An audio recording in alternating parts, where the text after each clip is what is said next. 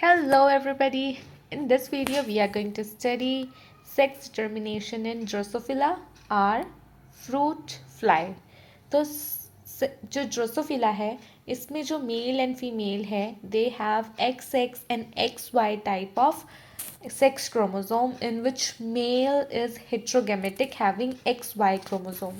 However, the Y chromosome which is present in the male Drosophila unlike human plays no role in sex determination. तो Y chromosome Drosophila के अंदर sex determination नहीं करता. तो फिर कैसे होती है सेक्स डिटर्मिनेशन? यहाँ पे instead of sex of the fly is determined by the ratio of X chromosome to autosome.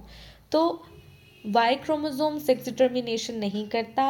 X ratio A यानी कि sex chromosome to the autosome ratio decides the sex of the offspring. Here, this mechanism was first demonstrated by Bridges in the year 1921. Here we have a normal diploid fruit fly or Drosophila in which female is having a pair of autosome and a pair of sex chromosome XX. On the other hand, male is having a pair of chromosome and a pair of sex chromosome X and Y. So, Y has no role in sex determination. तो x और a की ratio लेनी पड़ेगी.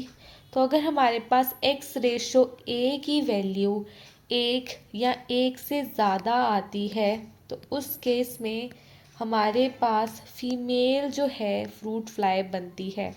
अगर x और a की value 1 या 1 से ज़्यादा आती है तो फीमेल फ्रूट फ्लाई बनती है.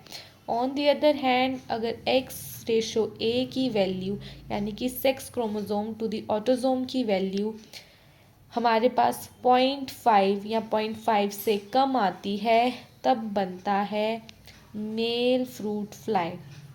ठीक, अगर हमारे पास x रेशो a की वैल्यू 0.5 से कम और 1.5 से ज़्यादा और 1 से कम आती है तब बनता है हमारे पास एक नया सेक्स जिसको हम बोलते हैं इंटरसेक्स. इंटरसेक्स में क्या है? This is having the characteristic of both male and female और ये जो है इसकी नेचर स्टेराइल होती है. ठीक, तो ये हम कहाँ पढ़ते हैं? ये हम पढ़ते हैं यहाँ कि Y chromosome have no effect. We already know that this Y chromosome actually having no effect on the sexual phenotype but required for male fertility. तो अगर Y क्रोमोसोम सेक्स डिटरमाइन नहीं करता तो Y क्रोमोसोम का होना इसलिए ज़रूरी है कि अगर Y क्रोमोसोम नहीं होगा तो मेल फ्रूट फ्लाई जो है वो फर्टाइल बनेगा. राइट. अब यहाँ पे एक हमारे पास थ्योरी है जिसको हम बोलते हैं जीनिक बैलेंस और एक्से balance theory of sex determination.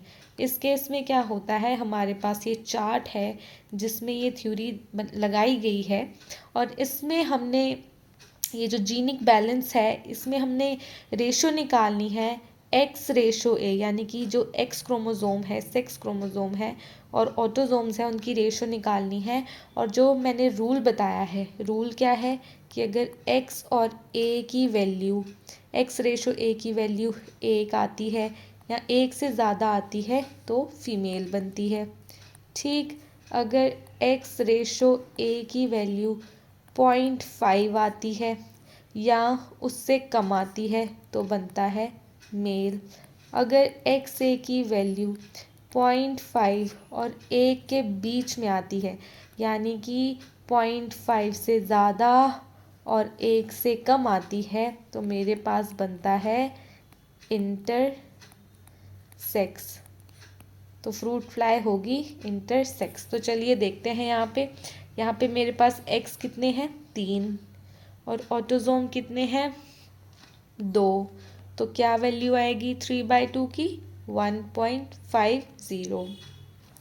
यहाँ पे ऑटोसोम कितने हैं 2 और एक्स क्रोमोसोम भी 2. तो 2/2 value is 1. In third case, I have 2x chromosome. Remember, we cannot count this y chromosome. We have to just count the x chromosome. तो 2x chromosome है, 3 autosome है, 2/3 वैल्यू आती है 0.67. अब फोर्थ केस में क्या है, सेक्स क्रोमोसोम, एक्स क्रोमोसोम कितना है 1 और हमारे पास ऑटोसोम है 2, तो वैल्यू आती है 0.5. फिफ्थ केस में एक्स मेरे पास फिर 1 है और ऑटोसोम 2, वैल्यू अगेन 0.5.